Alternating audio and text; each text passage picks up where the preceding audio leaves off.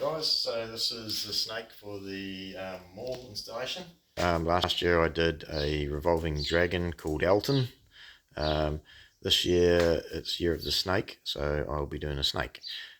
So he is going to be animated and have a voice. I'm using some technology I've learned about from doing haunted houses for people or person.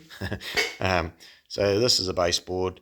I did try using a pneumatic cylinder to get a good hissing noise, but I gave up on that in the end. So now I'm doing a animatronic voice recording thing called a Peekaboo, which I'll show you shortly. Right, let's go through and have a look at that. It's a bit of a mess with wiring at the moment because I'm just making sure I can make everything work. So these are the little units.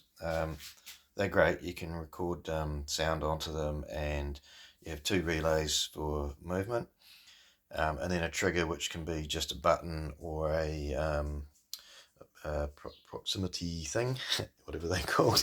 Anyway, so here we have a high-tech switch. So when we push the switch together, it should, there you go, that starts the sequence. So that will be his jaw moving, and that's my sound test.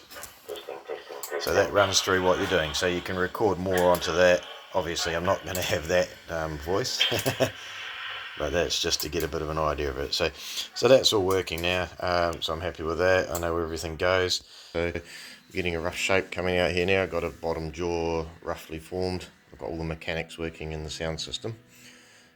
So this is going to have a coat of paper mache over the top of it, just so you don't see the ribs and the joins in the foil, because it has to be smaller and smaller as it gets to the bottom. So I'll turn this on, you can see what happens. So there'll be a trigger switch for the kids in the mall to push. So you just push the trigger once and wait a few seconds, and here we go. So he's going to change the sound, obviously.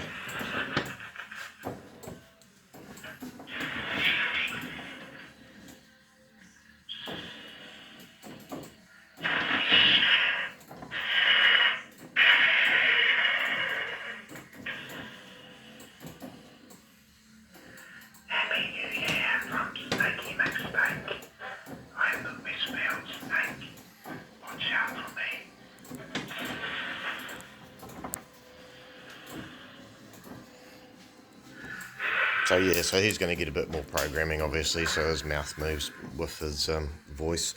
But that's pretty simple with those little boo box things that I showed you earlier.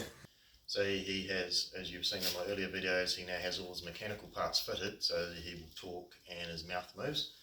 I'm just now putting a bit of paper mache over the foil tube to take up the wrinkles. And then on top of that I will put some Dacron, which is a fluffy foam, so that I get a nice smooth skin when I put the fabric on. So yeah, what I'm using in here is just PVA and water, so 50-50 mix. That's fine for this. Right, I'll show you how I do that foam, because it's great stuff. It's a new product for me, but so I just carve it with a chef's knife. Carve really easy. You can make a shape, and if you look at the tail there, I mean that only probably took me 20 minutes of that. So you got your rough shape, and then you just get some 40 or so grit paper, and then just